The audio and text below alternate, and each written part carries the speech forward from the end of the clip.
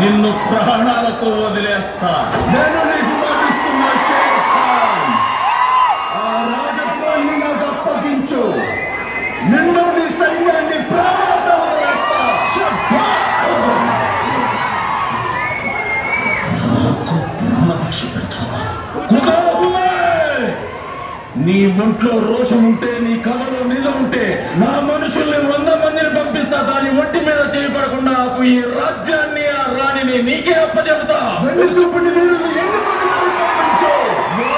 చూస్తేనే నువ్వు సగం చస్తావా? ఎక్కువైన పర్వాలేదు, తక్కువ కాకుండా చూసుకో. 100లో 1 మిగిలినా నువ్వు ఓడినట్టేరా.